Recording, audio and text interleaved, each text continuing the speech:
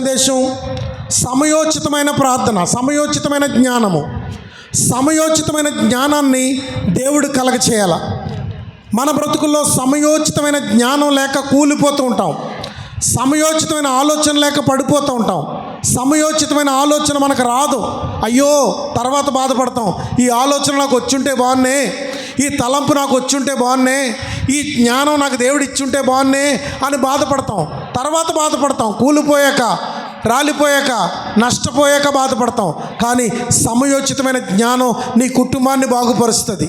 దేవుడిచ్చే సమయోచితమైన జ్ఞానం నీ బ్రతుకును బాగుపరుస్తుంది. దేవుడిచ్చే సమయోచితమైన జ్ఞానం నిన్ను బ్రతికిస్తుంది. ఎందుకంటే అయ్యో ఆ హాస్పిటల్కి అనవసరంగా వెళ్ళాం, ఆ హాస్పిటల్కి వెళ్ళకుండా వేరే హాస్పిటల్ చెప్తున్నారు, ఆ హాస్పిటల్కి వెళ్ళుంటే అక్కడ ఆ హాస్పిటల్లో ఈ మనిషి బ్రతుకునేమో అనే సందర్భాలు కూడా ఉంటాయి. కానీ సమయోచితమైన జ్ఞానము మనకెవరివ్వాలి? దేవుడు అనుగ్రహించాలి ప్రియులారా. మరి సమయోచితమైన జ్ఞానం గురించి మనం కొన్ని విషయాలు చూద్దామా? 147 దావీదు కీర్తన 5వ చరణాన్ని చదువుదాం. 147 దావీదు కీర్తన 5వ చరణం. ఆ లైట్ కట్టండి, ఎక్స్ట్రా లైట్ వెలుగుతుంది అక్కడ. మన ప్రభువు గొప్పవాడు, మన ప్రభువు గొప్పవాడు, ఆయన అధిక శక్తి గలవాడు, ఆయన అధిక శక్తి గలవాడు, ఆయన జ్ఞానమునకు మితి లేదు. చూడండి ఇక్కడ ఏమంటాడు? ఆయన జ్ఞానమునకు మితి లేదు. జ్ఞానము, మితిలేని జ్ఞానము మన దేవుని యొద్ద మనకు దొరుకుతున్నది. పిల్లరా, జ్ఞానము కొదువుకున్నట్లయితే నన్ను అడుగని ఆ ప్రభు చెప్పగలుగుతున్నాడు. మితిలేని జ్ఞానము ఆయన యొద్ద దొరుకుతుంది. మితిలేని జ్ఞానము మన ప్రభు జ్ఞానమునకు మితిలేనివాడు. గొప్ప జ్ఞానాన్ని మన జీవితాల్లో ఆయన అనుగ్రహిస్తాడు. జ్ఞానము దేవుని యొద్దే దొరుకుతుంది. జ్ఞాన సంపన్నత మనకు కావాలి. సమయోచితమైన జ్ఞానము కావాలి. సమయోచితమైన జ్ఞానము అంటే ఏ సమయానికి ఏం చేయాలి, ఏ సమయానికి ఏం మాట్లాడాలి, ఏ సమయానికి ఏది మనం ఆలోచించాలి, అటువంటి సమయోచితమైన జ్ఞానాన్ని దేవుడు మనకు అనుగ్రహించే శక్తిని మనకి దేవుడు ఇస్తాడు. ప్రియులారా గమనించాలి. ఒక చిన్న కథ చెప్తాను మీకు. చూడు, నా సౌండ్ డిస్టర్బ్ అవుతుంది. ఒక కథ ఏంటంటే, ఒక చెట్టు మీద 2 పక్షులు గూడు పెట్టుకున్నాయి. అందులో గుడ్లు పొదిగి పిల్లలను చేశాయి. మగ పక్షి గూటికి కాపలా ఉంటుంది, ఆ గూడును బిడ్డల్ని సంరక్షిస్తుంది. ఆడపక్షి బయటికి వెళ్ళి ఆహారం తెచ్చి పిల్లల్ని పోషిస్తుంది. ఈ రకంగా ఆ చెట్టు కొమ్మ మీద గూడు పెట్టుకుని అతి చిన్న జీవితాన్ని, అతి ప్రేమైన జీవితాన్ని, ఒక చక్కటి కుటుంబాన్ని అవి కట్టుకుని బ్రతుకుతున్నాయి. ఎంతో ఆనందం వాటిలో ఉంది. అవి షేర్ చేసుకున్నాయి చక్కగా బాధ్యతను. ఒకటి ఆహారం తెస్తుంది, ఒకటి గూడిని కాపాడుతుంది. ఒకరోజు అనుకోకుండా ఒక సర్పం చెట్టు కిందకు వచ్చింది. ఒక బలమైన సర్పము, పాము చెట్టు కిందకు వచ్చి చెట్టుపైకి ఎగబ్రాకుతుంది. ఈ మగపక్షి చూసింది, గుండె జారిపోయింది. నా బిడ్డలు ఏమవుతారో, నా భార్య ఆహారం తేడాకెళ్ళింది, నేను కావలిగా ఉన్నాను, కాపలా కాస్తున్నాను, ఇది చాలా బలమైన సర్పం, నన్ను కూడా చంపేయగలదు, ఏమవుతుందని ఆందోళనతో ఈ కొమ్మ మీద నుంచి ఆ కొమ్మ మీదకి, ఆ కొమ్మ మీద నుంచి ఈ కొమ్మ మీదకి ఎగురుతూ, అరుస్తూ, రకరకాలుగా బొబ్బలు పెడుతూ ఆందోళన సృష్టిస్తుంది. కానీ పాము పైకి పాకుతూ వస్తూనే ఉంది. పాకుతూ పాకుతూ పైకి వస్తున్న పామును చూసి ఈ పక్షి చాలా వేదన పడి, ఆందోళన పడి, దుఃఖముతో ఆ రోజుతో తన కుటుంబం నాశనం అయిపోయిందని, ఆ పాము వచ్చి ఆ పిల్లలన్నింటినీ తినేస్తుందని, వీలైతే కలబడితే ఆడపక్షిని మగపక్షిని కూడా చంపేస్తుందని, ఇప్పుడు మా బిడ్డల్ని నాశనం చేసుకోవాలా, మా కుటుంబాన్ని నాశనం చేసుకోవాలా, మేమేమైపోవాలి, ఇంత ప్రయాసపడి గూడు కట్టాం, ఇంత కష్టంతో కుటుంబాన్ని సిద్ధపరచుకున్నాం, ఇంత కష్టంతో ఈ కుటుంబాన్ని పోషించుకుంటున్నాం, ఇప్పుడు ఏంటి అనే ఆందోళన ఆ పక్షిలో చెలరేగిపోతుంది. గొప్ప ఆందోళన, గొప్ప ఆందోళన. ఒక నాస్తికుడు దీన్ని అంతా చూస్తున్నాడు. దేవుడు లేడనే ఒక మూర్ఖుడు ఇదంతా చూస్తున్నాడు, ఏం జరుగుతుందో అని. ఈ పాము పైకి ఎగబరాకుతుంది. ఆఖరికి ఎల్లగా పాము ఎక్కడికి వచ్చేస్తుంది, గూడున్న కొమ్మ దగ్గరికి వచ్చేస్తుంది. ఈ పక్షి ఏమీ చేయలేని నిస్సహాయ స్థితిలో రెక్కలు పైకెత్తి, బుర్ర పైకెత్తి అరుస్తుంది. అది నాస్తికుడికి ఏమనిపించిందంటే, ఇది దేవుడితో చెప్పుకుంటుందేమో అనిపించింది.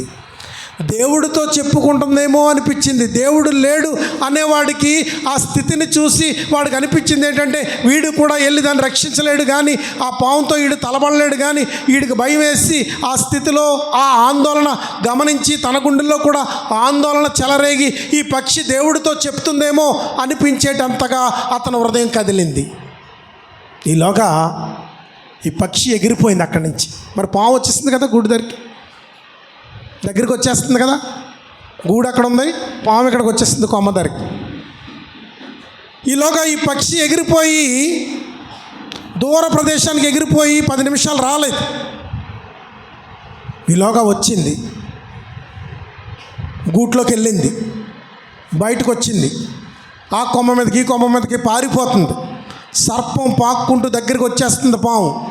వచ్చిన పాము ఏం చేసిందంటే, ఒకేసారి ఆ గూటి కన్నంలో ముఖం పెట్టింది, బుర్ర ఎంత స్పీడ్గా పెట్టిందో అంత స్పీడ్గా లాగేసుకుంది వెనక్కి. అంత స్పీడ్గా లాగేసుకుని ఇలాగ గూడు వైపుకి వచ్చినటువంటి సర్పం పాము ముఖం అందులో పెట్టి స్పీడ్గా లాగేసుకుని వెనక్కి తిరిగి పరిగెట్టడం మొదలెట్టింది. పారిపోతుంది సర్పం, పాము పారిపోతుంది. ఏమీ అర్థం కాలేదు, ఏమీ తెలియలేదు. అయితే ఈ నాస్తికుడు దాన్ని గమనిస్తూ వస్తున్నాడు. ఏం జరిగిందంటే, ఈ పాముకి కొన్ని ఆకులు కొన్ని వేర్లు పడవు. పాము వస్తే ఒక వేరు దగ్గర ఎట్టుకోండి అంటారు చూసారా, ఆ వేరు దగ్గర ఉంటే పాము రాదు.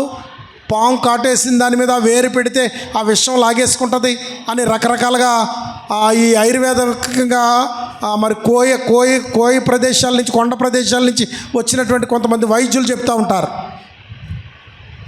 ఇంతకీ ఏం జరిగిందని అంటే, ఈ పక్షికి దేవుడు ఇచ్చినటువంటి ఆలోచన ఏంటంటే, ఆ సర్పానికి ఏ ఆకులైతే పడవో, అది ఏ ఆకున్న చెట్టు ఎక్కదో, ఆ ఆకును చూసి దూరంగా పారిపోద్దో అక్కడికి పరిగెత్తుకెళ్ళి ఆ ఆకులు తెంపుకొచ్చి గూడు మొక్క ద్వారం దగ్గర పెట్టిందంట. చప్పట్లు కూడా దేవుని మహిమపరచండి. సమయోచితమైన జ్ఞానము. ఆ జ్ఞానం ఎవరిచ్చారు? ఈ నాస్తికుడు మారిపోతూ ఉన్నాడు. దేవుడే ఈ చిన్న పక్షికి జ్ఞానాన్ని ఇచ్చాడు. దేవుడు ఉన్నాడు. అంతవరకు ఈ నాస్తికుడు హృదయంలో రేగినటువంటి అలజడి చల్లారిపోయింది. పాము వెనక్కి తిరిగి పారిపోతుంటే ఏంటని ఆలోచిస్తుంటే, ఆ పక్షి రెండోసారి వచ్చేటప్పుడు దాని నోటితో కొన్ని ఆకులు కరుచుకొచ్చి ఆ గూడులో ముట్టుతో కుక్కుతుందంట. అవి ఏ ఆకులని పరిశీలన చేస్తే అది సర్పానికి వ్యతిరేకంగా విరుగుడుగా దానికి పడనటువంటి చెట్టు ఆకులై, ఆ సర్పం గూడు దిగి ఆ కొమ్మ దిగి చెట్టు దిగి ఆ చెట్టు ఎక్కకుండా దూరంగా పారిపోయింది. ఆ పక్షి గూడు, ఆ పక్షి బిడ్డలు, ఆ పక్షి కుటుంబం నిలబడింది. పిల్లరా, ఈ చిన్న కథ మీకు ఎందుకు చెప్తున్నానంటే, సమయోచితమైన జ్ఞానము మనల్ని ఆశీర్వాదకరమైన స్థితిలోకి నడిపిస్తుంది. సమయోచితమైన జ్ఞానము మనల్ని దీవెనకరమైన స్థితిలోకి నడిపిస్తుంది. మనకి ఆశీర్వాదకరమైనటువంటి మార్గాలని సమయోచితమైన జ్ఞానం ఇస్తుంది. అది మనం ఆలోచించవలసినటువంటి అవసరం ఉంది. సౌలు దావీదును తరుముతున్నాడు. సౌలు దావీదును హతమార్చాలని ప్రయత్నిస్తున్నాడు. ఒకనాడు ఏం జరిగిందో తెలుసా? సౌలే దావీదు చేతికి దొరికాడు. 2 సమూయేలు గ్రంథము 26వ అధ్యాయం 8వ వచనం నుంచి అనుకుంటాం, చూడండి ఒకసారి. సౌలు దావీదు చేతికి దొరుకుతాడు. అప్పుడు దావీదు పక్కన ఉన్నటువంటి సైనికుడు ఏమని అంటాడంటే, 26:8 నుంచేనా? అప్పుడు అభిషయ్ ఇలాగ అంటున్నాడు దావీదుతో, దేవుడు ఈ దినమున నీ శత్రువును నీకు అప్పగించెను. అది జ్ఞానం అనుకుంటున్నాడు అభిషయ్, అనుకుంటున్నాడు మంచి ఆలోచన మనకు తట్టింది. ఇప్పుడు ఏం చేద్దాం అంటున్నాడు అంటే అభిషయ్, కాబట్టి నీ చిత్తమైతే, నీ ఇష్టమైతే ఆ ఈటితో ఒక్క పోటు పొడిచి నేను అతనిని భూమికి నాటివేతును, ఒక్క దెబ్బతోనే పరిష్కారము చేతుననగా. ఇప్పుడు అభిషయ్ ఆలోచన, అభిషేక్ వచ్చినటువంటి థాట్, సమయోచితమైన ఆలోచన సౌలును హతమార్చేయాలని వచ్చింది. సౌలును ఒక్క దెబ్బతో భూమికి నాటేయాలని వచ్చింది. ఇది సమయోచితమైన జ్ఞానం అని అభిషేక్ అనుకుంటున్నాడు. కానీ దైవజ్ఞానం ఎలాంటిదంటే దావీదు ఏమంటున్నాడు చూడండి అక్కడ, దావీదు నీవు అతనిని చంపకూడదు, యెహోవా చేత అభిషేకం నొందిన వానిని చంపి. ఇది దైవజ్ఞానం ఏంటి? అవకాశం వచ్చింది, ఒక రకమైన ఆలోచన పుట్టింది, దానితో అభిషేక్ ముందుకు వస్తున్నాడు. కానీ దావీదు అంటాడు ఇది కాదు. దైవికమైన జ్ఞానం ఏంటంటే, దావీదుకు సమయోచితమైన జ్ఞానాన్ని దేవుడు ఏ రీతిగా ఇచ్చాడంటే, సమయోచితమైన జ్ఞానాన్ని దేవుడు దావీదుకి ఎలాగ ఇచ్చాడంటే, దావీదు అంటాడు, ఏమంటాడు? యెహోవా చేత అభిషేకం నొందిన వానిని చంపి నిర్దోషి ఒకటి ఎవనికి సాధ్యము? యెహోవా చేత అభిషేకము నొందిన వానిని చంపి నిర్దోషి అగుట ఎవనికి సాధ్యము? యెహోవా జీవము తోడు, యెహోవాయే అతని మొత్తును. చూసారా, ఇది దైవ జ్ఞానము, సమయోచితమైన జ్ఞానము. ఈ జ్ఞానం ఏం చేసిందో తెలుసా? తర్వాత వెళ్ళి అక్కడ ఉన్న ఈటు తీసుకెళ్ళి, నీళ్ళ బుడ్డ తీసుకెళ్ళి దావీదు పిలుస్తుంటే సౌలు పశ్చాత్తాపడతాడు, దుఃఖపడతాడు. నాయనా అంటాడు, దావీదా ఇది నీ స్వరమేనా అంటాడు. చాలా దుఃఖపడి, దైవ చిత్తానుసారమైన దుఃఖము ఆ సౌలులో లేదు. కానీ ఆ సమయోచితమైన దావీదు జ్ఞానము, దేవుడు అనుగ్రహించిన జ్ఞానము సౌలులో పశ్చాత్తాపాన్ని తీసుకొచ్చింది. సౌలు పశ్చాత్తాపడతాడు దావీదుని చంపుతున్నందుకు. కానీ దురాత్మ మరలా అతను ప్రేరేపించగా మరలా అదే పగతో ముందుకు సాగుతాడు. కానీ వాక్యం ఏం చెప్తుందంటే, ప్రియులారా, సమయోచితమైనటువంటి జ్ఞానము దావీదు చేత హత్య చేయించలేదు. ఈ రోజుని హత్యలు జరుగుతున్నాయి, మారణ హోమాలు జరుగుతున్నాయి, ఆత్మహత్యలు జరుగుతున్నాయి. సమయోచితమైన జ్ఞానము లేక చచ్చిపోతున్నారు. సమయోచితమైన దైవ జ్ఞానము అందించబడక వారిని వారే చంపేసుకుంటున్నారు. భార్యలను చంపే భర్తలు బయట కనబడుతున్నారు, భర్తలను చంపే భార్యలు బయట కనబడుతున్నారు, అన్నదమ్ములను చంపుకుంటున్నారు, అక్క చెల్లెళ్ళని చంపుకుంటున్నారు, ఇరుగు పొరుగులు ఒకరినొకరు చంపుకుంటున్నారు. కేవలం కారణం ఏంటంటే దైవికమైనటువంటి ఆలోచన వారి బ్రతుకుల్లో లేదని నేను చెప్తా ఉన్నాను. కనుక దైవ జ్ఞానము దేవుని వలన మనకి దొరుకుతుంది. యోబు అంటాడు, యోబు గ్రంథం 11:7 చదవండి. యోబు గ్రంథం 11:7, యోబు 12:12 ఒకరు తీయండి.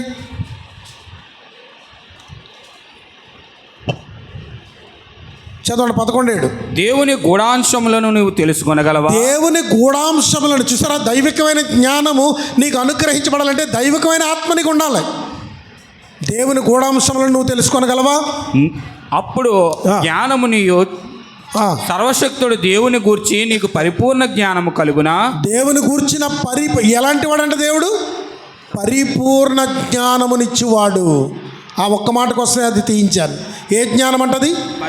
పరిపూర్ణ జ్ఞానము. సమయోచితమైనటువంటి జ్ఞానము పరిపూర్ణమైనది. చూసారా, దావీదు ఒక హత్య చేసి హంతకుడు అవ్వలేదు, ఒక రాజును చంపాననే శాపం అతని మీదకి రాలేదు, ఒక అభిషక్తుడిని చంపాననే భయంకరమైనటువంటి స్థితి అతనికి కలగలేదు.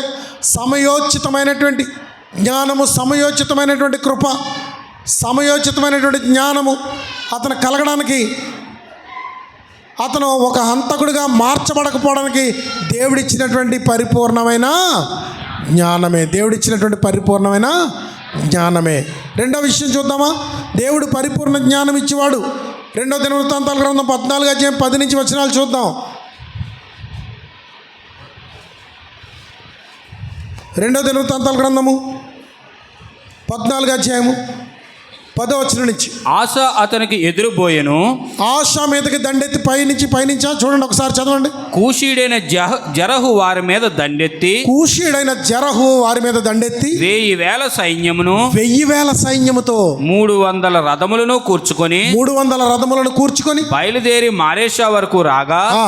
ఆశ అతనికి ఎదురుబోయెను. ఆశ దగ్గర దమ్ము లేదు, ఆశకి ఎదుర్కొనే శక్తి లేదు, ఆశకి శత్రువుని జయించే ఓపిక లేదు, సైన్యం లేదు, ఆలోచన లేదు, భయమే.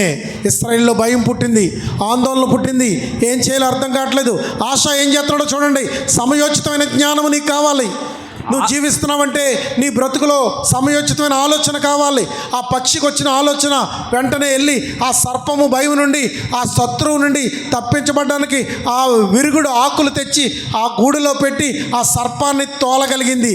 బలము లేని పక్షి, శక్తి లేని పక్షి, చిన్న జీవితమైనటువంటి పక్షి, చిన్న జీవి అయినటువంటి పక్షి, కానీ అక్కడ ఒక బలమైన సర్పాన్ని జయించుటకు కారణం ఏంటంటే దేవుడిచ్చే సమయోచితమైన జ్ఞానము మన బ్రతుకులకు అవసరమై ఉన్నది. అందుకనే బైబిల్ వాక్యం ఏం చెప్తుందంటే దేవుడు పరిపూర్ణ జ్ఞాని కనుకనే దావీదుకి ఇచ్చిన జ్ఞానం చేత దావీదు సౌలును చంపి హంతకుడు అవ్వలేదు. అభిషైని హంతకుడుగా చేయలేదు. అభిషక్తుడిని చంపాననే శాపము దావీదు మీదకి రాలేదు. సమయోచితమైన జ్ఞానముతో దావీదు వ్యవహరించాడు. రెండవది, ఆశ ఏం చేస్తున్నాడంటే పారిపోలేదు. ఒక శత్రువుతో, ఒక భక్తిహీనుడితో సంధి కలపలేదు. ఏం చేస్తున్నాడో చూద్దాం. అక్కడ ఆశ తన దేవుడైన యెహోవాకు మొర్రపెట్టి, యెహోవా, విస్తారమైన సైన్యము చేతిలో ఓడిపోకుండా బలము లేని వారికి సహాయం చేయుటకు నీకన్నా ఎవరునూ లేరు. మా దేవా యెహోవా, మాకు సహాయము చేయము, నిన్నే నమ్ముకొని ఉన్నాము. ఏంటండి ఇది? ఎక్కడికి వెళ్ళాలి? మన మనుషుల దగ్గరికి పరుగులెడతాం, అధికారుల దగ్గరికి పరుగులెడతాం, బలవంతుల దగ్గరికి పరుగులెడతాం, ఏవో రకరకాల ఆలోచనలు మనం చేస్తాం. కానీ ఇతను ఎవరి దగ్గర పరిగెట్టాడు? దేవుని వద్దకు వచ్చాడు. సమయోచితమైన జ్ఞానమును దేవుడు ఆశాకు అనుగ్రహించాడు, దావీదుకు అనుగ్రహించాడు, ఆ చిన్న జీవి అయిన పక్షికి అనుగ్రహించాడు. ఈరోజు నీ జీవితంలో అనుగ్రహించే అవకాశం నువ్వు ఇస్తున్నావా? నీ జీవితంలో సమయోచితమైన జ్ఞానము చేత ఎవరిని పెళ్లి చేసుకోవాలో నీ మంకు పట్టుదల చేత, నీ పిచ్చి పట్టుదల చేత ఒక దుర్మార్గపు స్థితిలో పడిపోతున్నావా? లేకుంటే ఎవరిని పెళ్లి చేసుకోవాలో నువ్వు దేవుని యొద్ద విచారణ చేస్తున్నావా? ఏ ఉద్యోగం చేయాలో దేవుని యొద్ద విచారణ చేస్తున్నావా? ఏ చదువు నువ్వు చదవాలో దేవుని యొద్ద విచారణ చేస్తున్నావా? నీ బిడ్డలు ఏ కాలేజీలో వేయాలో, ఏ స్కూల్లో వేయాలో దేవుని యొద్ద విచారణ చేస్తున్నావా? నీ బిడ్డకి ఎలాంటి సంబంధం చూడాలో దేవుని యొద్ద విచారణ చేస్తున్నావా? నువ్వు ఇల్లు కట్టేటప్పుడు దాన్ని మొదటి రాతిని దేవునికి అప్పగించాలని నువ్వు ఆలోచన చేస్తున్నావా? ఎన్నో అనాలోచన పనులు మన జీవితాల్లో జరుగుతున్నాయి. ఎన్నో అనాలోచన కార్యాలు మనం చేస్తున్నాం. దేవునికి విరుద్ధమైన పనులు చేస్తున్నాం. సమయోచితమైన జ్ఞానమును దేవుడు మనకు మరుగు చేయగా భ్రష్టులం అయిపోతున్నాం. సమయోచితమైన జ్ఞానము మన జీవితాల్లో దేవుడు అనుగ్రహిస్తే మనం ఆ సర్పము తన కుటుంబాన్ని ఎలా కాపాడుకోగలిగిందో ఈరోజు ఈ లోకము నుండి మన కుటుంబాల్ని అలా కాపాడుకోగలుగుతాం. దేవునికి స్తోత్రం చెల్లించండి. హల్లెలూయా, దేవునికి స్తోత్రం. ప్రియులారా, గమనించవలసినటువంటి విషయం ఏంటంటే ఆశ ఏమీ తలంపు పెట్టలేదు. ఇక్కడ 2-3 రాజులను చూసినప్పుడు ఇశ్రాయేల్ రాజులు అన్య రాజులతో సంధి కలుపుకొని రాజీ పడిపోయి నాకు బలం చాలదు, నాకు సహాయం చెయ్యని వేరే రాజుల్ని సహాయం తీసుకున్న సందర్భాలు కూడా ఉన్నాయి. అలాంటి ఆలోచన కాదు ఇది. కనబడని దేవుడు, ఉన్నాడో లేడో తెలియని దేవుడు, ఎక్కడో ఉన్నాడు అనుకునే దేవుడు. ఒక్కొక్కసారి మనం నమ్ముతున్నామో నమ్ముతలేదో మనకే తెలీదు. మన క్రియలు చేస్తే వాడిని దేవుడు నమ్మాడా? వాడి క్రియలేమీ అలా లేవే. ఆమె దేవుడు నమ్మిందా? ఆవిడ నోటి మాటలు అలా లేవే. వాళ్ళు చర్చికి వెళ్తారా? అలాంటి ప్రవర్తన వాళ్ళ ఇంట్లో లేదే అనే బ్రతుకులతో బ్రతుకుతున్న మనము సమయోచితమైన ఆలోచన చేత దైవికమైనటువంటి చిత్తానికి అప్పగించబడాలి. ఆశ ఏం చేస్తున్నాడు? నీకంటే నాకెవరు లేరు, నిన్నే నమ్ముకున్నాను, నీవే నాకు దిక్కు, బలము లేని నాకు బలము చాలని నాకు బలము దయచేయి. ఇప్పుడు నాకు ఈ వాక్యాన్ని తయారు చేస్తున్నప్పుడు ఆశ నాకు ఎలా కనబడ్డాడంటే ఆ పక్షిలా కనబడ్డాడు. ఈ పక్షి కథ విన్నప్పుడు ఈ పక్షి బలము లేనిది, ధైర్యము లేనిది, జ్ఞానము లేనిది, స్వల్ప జీవి, ఏమీ చేయలేనిది, దైవికమైన జ్ఞానంతో, సమయోచితమైన ఆలోచనతో ఏ రీతిగా తన కుటుంబాన్ని కాపాడుకోగలిగిందో ఈరోజు రాజ్యాన్ని, సామ్రాజ్యాన్ని, దేవుని ప్రజలను ఆశ కాపాడగలుగుతున్నాడు. ఆశ దేవుని మీద పెట్టాడు, దేవునికి అప్పగించాడు. దేవా నీవే నాకు దిక్కు. చదవండి ఒకసారి ఆ రెఫరెన్స్లు మళ్ళీ చదువుదాం, చాలా బాగున్నాయి, వినడానికి కూడా చాలా మనస్తృప్తిగా ఉన్నాయి ఆ మాటలు. చదవండి ఒకసారి. ఆశ తన దేవుడైన యెహోవాకు మొరపెట్టి, యెహోవా విస్తారమైన సైన్యము చేతిలో ఓడిపోకుండా బలము లేని వారికి సహాయము చేయుటకు నీకన్నా ఎవరునూ లేరు. మా దేవా యెహోవా మాకు సహాయము చేయుము, నిన్నే నమ్ముకొని ఉన్నాము. నీ నామమును బట్టియే ఈ సైన్యమును ఎదిరించుటకు బయలుదేరి ఉన్నాము. యెహోవా నీవే మా దేవుడవు, నరమాత్రులను నీ పైన జయమొందనీయకుము అని ప్రార్థింపగా యెహోవా ఆ కూషీయులను ఆశా ఎదుటను యూదావారి ఎదుటను నిలువనీయక వారిని మొత్తినందున వారు పారిపోయిరి. ఎవరు సహాయం చేశారు? ఇప్పుడు చప్పట్లు కూడా దేవుని మహిమపరచండి. అంతేనా? చప్పట్లు కూడా బలం లేదా? దేవునికి స్తోత్రం. కార్యాన్ని మీరు వింటుంటే, అది మీ గుండెని పులకిస్తుంటే చప్పట్లు గట్టిగా వస్తాయి. నేను చెప్పినప్పుడు వచ్చే చప్పట్లు వేరు, వాక్యం నాకు కొట్టే చప్పట్లు వేరు. నా చేతిలో మైక్ ఉంది కానీ గట్టిగా కొట్టుకోవాలనిపించింది నాకు ఆ వాక్యాన్ని అనగానే. బలము లేని నాకు బలము దయచేటకు నీకంటే నాకెవరు లేరు అని చెప్పాడు. ఆ పాము, ఆ సర్పము గూడి దగ్గరికి ఎగబడుతున్నప్పుడు ఆ పక్షి ఏం చేసిందంటే ఈ ప్రార్థన చేసింది. ఆ పక్షి ఈ ప్రార్థన చేసింది. సమయోచితమైన జ్ఞానం దానికి కలిగింది. అది దేవుని వైపు చూసింది, ఆ ప్రార్థన చేసింది. నిస్సహాయ స్థితిలో ఉన్న నీవు, ఎక్కడో త్రోవలో ఉన్న నీవు, ప్రమాదంలో ఉన్న నీవు, అపాయంలో ఉన్న నీవు, దిక్కుతోచని స్థితిలో ఉన్న నీవు, కుటుంబాన్ని పోషించుకోలేక బాధపడుతున్న నీవు, కూలిపోయి నీరు గారిపోతున్న వర్షం ఇంట్లో ఉన్న నీవు, గోడలు కూలిపోయి చలి తగిలేతున్న ఇంట్లో ఉన్న నీవు, కిటికీలకి మెస్సలు లేక దోమలతో బాధపడుతున్న నీ బిడ్డలు, కడుపు నిండా ఆహారం లేని నీ భార్య, పూర్తిగా కట్టుకోవడానికి వస్త్రాలు లేని నీ భార్య, పేదరికంతో బాధపడుతున్న నీ, మగ్గిపోతున్న నీ కుటుంబానికి సమయోచితమైన ఆలోచన కావాలి. ఆ ఆలోచన చేత ఆశ వలె నువ్వు మోకరించాలి. ఆశ వలె నువ్వు మోకరించాలి. అలా మోకరించినట్టయితే దేవుడు అక్కడ నాకు నచ్చిన అద్భుతమైన మాట ఏంటంటే, ఆ కాన్సెప్ట్లో దేవుడు మొత్తెను. చెప్పండి ఏంటది? గట్టిగా చెప్పండి. దేవుడు మొత్తెను ఆ కూషీలను ఆశావారి ఎదుటను యోధావారి ఎదుటను దేవుని హస్తము వచ్చి వాళ్ళని ఏం చేసిందట? చెప్పండి. మొత్తినందున వారు పారిపోయిరి. దేవునికి స్తోత్రం, హల్లెలూయా. ఈరోజు నీ మీదకి వచ్చే దారిద్ర్యమైన, నిన్ను కృంగతీసే ఏ స్థితి అయినా, నిన్ను బాధించే వ్యాధి అయినా నీ ఎదుట నుండి పారిపోతుందని దేవుని పేరట మనం చేస్తున్నాను. దేవునికి స్తోత్రం, హల్లెలూయా. సమయోచితమైన జ్ఞానం గురించి మనం మాట్లాడుకుంటున్నాం. ఇంకా ముందుకెళ్ళినట్లయితే ఆగూరు ఏమని ప్రార్థిస్తున్నాడు? సామెతల గ్రంథం 30:8-9 చదువుదాం. ఇతను ఆగూరు ఎలాంటి ప్రార్థన ఇతను చేస్తున్నాడో, అతని ప్రార్థన విన్నపాన్ని మనం చూసినట్టయితే ఏమని చేస్తున్నాడో సామెతల గ్రంథం 30:8-9 వ్యర్థమైన వాటిని అబద్ధములను నాకు దూరముగా నుంచుము. ఏంటి ప్రార్థన? అన్నం కావాలని ప్రార్థన చేసేవాడిని చూస్తున్నాం, కార్లు కావాలని ప్రార్థన చేసేవాడిని చూస్తున్నాం. ఈ రోజుల్లో పాస్టర్ గారులు కూడా, దైవజనులు కూడా, అయ్యో నీకు అన్నీ వచ్చేస్తాయి, ఇల్లులు వచ్చేస్తాయి, మిద్దెలు వచ్చేస్తాయి, మేడలు వచ్చేస్తాయి, నువ్వు ఒక్క స్పాన్సర్ చేస్తే, నువ్వు ఒక్క ప్రోగ్రామ్ ఇస్తే, నువ్వు మా ఆలయానికి వస్తే. చూసారా? ఈ మోసగాళ్ళు పెద్దల సభలు నిర్వహిస్తున్నారు. కాకినాడ, రాజమండ్రి, విజయవాడ, విశాఖపట్నం లాంటి ముఖ్య కేంద్రాలను చేసుకుని సభలు నిర్ణయిస్తున్నారు. మీకు వస్తుందా వార్త? బాత్రూమ్ గోడల మీద, సినిమా హాళ్ళ మీద, కిల్లి బడ్ల మీద, రోడ్డు మీద ఉన్న దెమ్మల మీద, మైల్ రాళ్ళ మీద కూడా పోస్టర్లు అంటించేస్తారు. అర్ధరాత్రి కూడా వచ్చాళ్ళు. అన్ని పోస్టర్లే, ఊరంతా పోస్టర్లు వచ్చేస్తాయి. ఆ పోస్టర్లు చూసుకుని అయ్యి బాబోయ్ మన ఊరు వచ్చేసాడా, వీడెంతో గొప్పోడు, ఎంత గొప్పోడు, మన ఊరు దిగాడని పరుగులు ఎత్తుతారు. ఆ గేట్ల దగ్గర ఉంటారు. ప్రతి ఓడిని దర్శించి ఫోన్ నెంబర్ తీసేసుకుంటారు.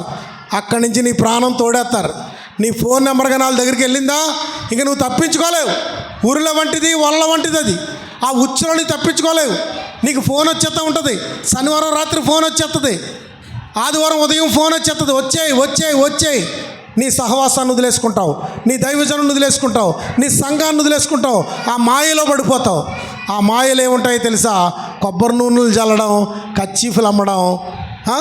ఒక్క స్పాన్సర్ నువ్వు చేస్తే నీ జీవితంలో నువ్వు ఎన్నాళ్ళ నుంచో కొనాలనుకున్న ఇల్లు కొనేస్తావు.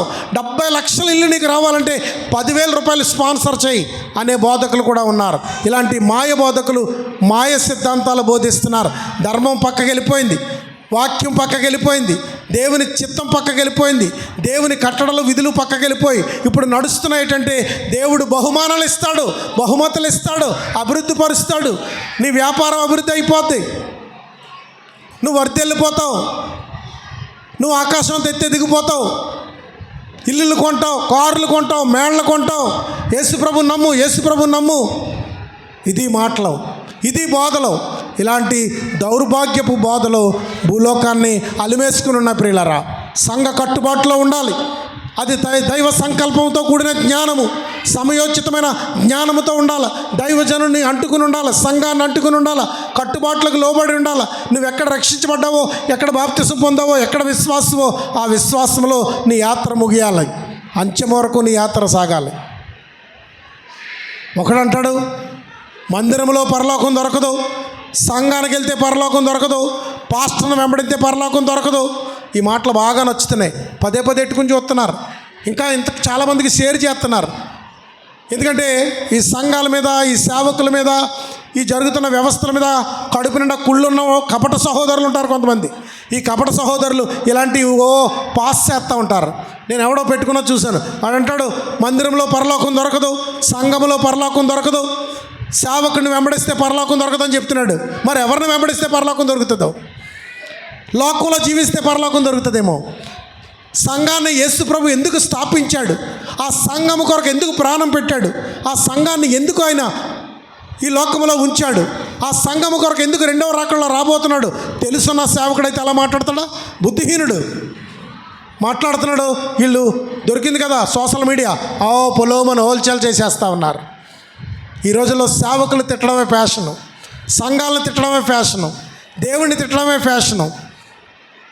నువ్వు అభివృద్ధి చెందాలంటే ఇలాంటి మాటలు నమ్మితే కాదు, ఇలాంటి మోసగాళ్ళని వెంబడిస్తే కాదు, ప్రోగ్రాలు స్పాన్సర్లు చేస్తే కాదు, లేకుంటే ఇలాంటి మోసగాళ్ళు వెనకాల పరిగెత్తితే కాదు.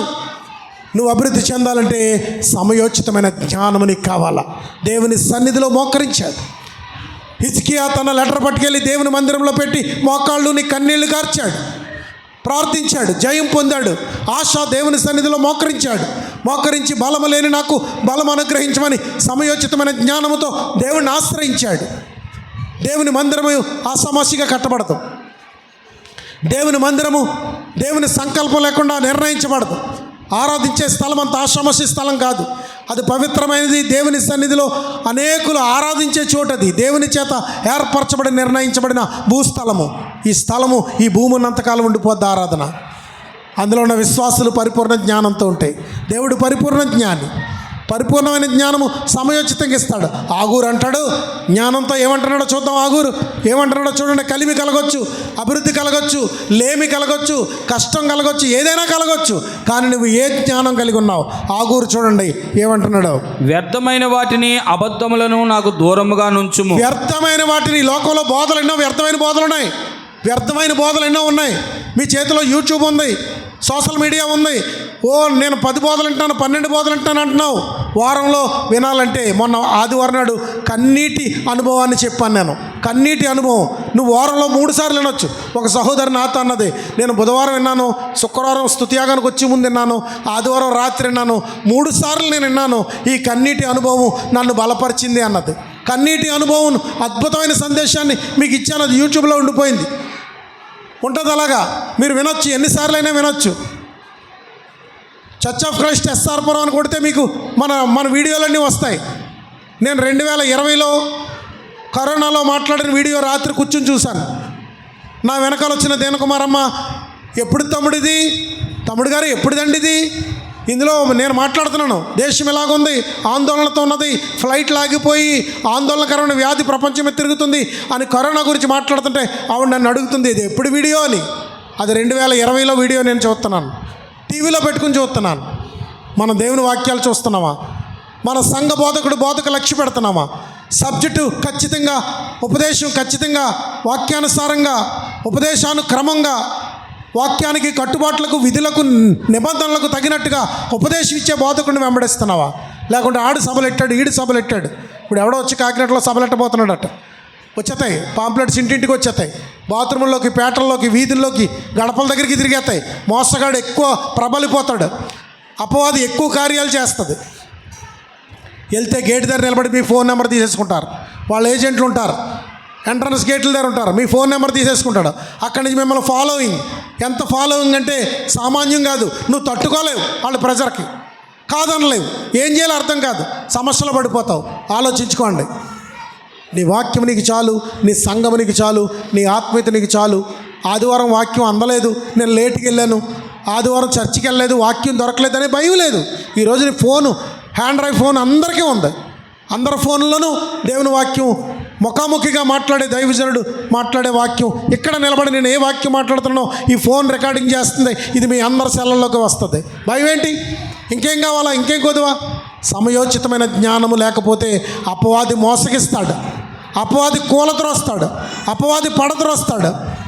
ఎన్ని విధాలుగా పడద్రోస్తాడు ఆయన చెప్తున్నాడు. చదవండి. వ్యర్థమైన వాటిని, అబద్ధములను నాకు దూరముగా నుంచుము. పేదరికమునైనను ఐశ్వర్యమునైనను నాకు దయచేయకము. ఈ రెండు దగ్గరగా ఉంటాయా? పేదరికమునైనను ఐశ్వర్యమునైనను నాకు దయచేయకము. ఇదే ఈ జ్ఞానం ఏంటి? పేదరికం ఇస్తే ఏమవుతుందట? తగినంత ఆహారం నాకు అనుగ్రహింపు. తగినంత ఆహారం నాకు అనుగ్రహించము. ఎక్కువైన ఎడల నేను కడుపు నిండిన వాడనై నిన్ను విసర్జించి యెహోవా ఎవడని అందునేమో. ఏ జ్ఞానం కలిగి ఉన్నాడో చూడండి. చాలామంది అంటారు, ప్రభా నాకు ఇచ్చే ఐశ్వర్యం ఇచ్చే, ధనం ఇచ్చే, సంపద ఇచ్చే. ఆగురు అంటాడు, ఎక్కువైపోతే యెహోవా ఎవడని అడుగుతాను నేను. లేక మతం ఎక్కిపోతాను, గర్విష్ఠుడిని అయిపోతాను, అహంకారిని అయిపోతాను, దైవ నియమాలు మర్చిపోతాను, నేను వచ్చిన స్థితి మర్చిపోతాను. యెహోవా ఎవడు అని అడుగుతాను. ఎక్కువైపోతే ఈ ప్రార్థన నీకుందా? ఈ జ్ఞానం నీకుందా? తక్కువైపోతే లేక బేదనై దొంగిలి బేదనైతే దొంగిలి నా దేవుని నామమును దూషించునేమో. నా దేవుని నామానికి అవమానం తెస్తాను. ఈడు దొంగ, ఈడొక క్రైస్తవుడు కానీ దొంగ, ఈడొక క్రైస్తవుడు కానీ ఈడు దొంగ, ఈమె క్రైస్తవురాలు, ఈమె దొంగ అని నా దేవుని నామానికి నేను అవమానం తెస్తానేమో. ప్రియులరా, ఏ జ్ఞానంతో నువ్వు ప్రార్థిస్తున్నావు? ఏ జ్ఞానము కలిగి ఉన్నావు నువ్వు? నీకు వచ్చిన కష్టాన్ని బట్టి ఎవరి దగ్గరికి వెళ్తున్నావు? నీకు వచ్చిన శ్రమను బట్టి ఎక్కడ ఏమి ఆలోచిస్తున్నావు? ఏ తట్టు చూస్తున్నావు? దిక్కులు చూస్తున్నావా? ఇటు అటు పరుగులు ఎత్తుతున్నావా? సమయోచితమైన జ్ఞానము ఎవరి నుంచి వస్తుంది? యాకోబు 1:5 చదవండి. యాకోబు 1:5.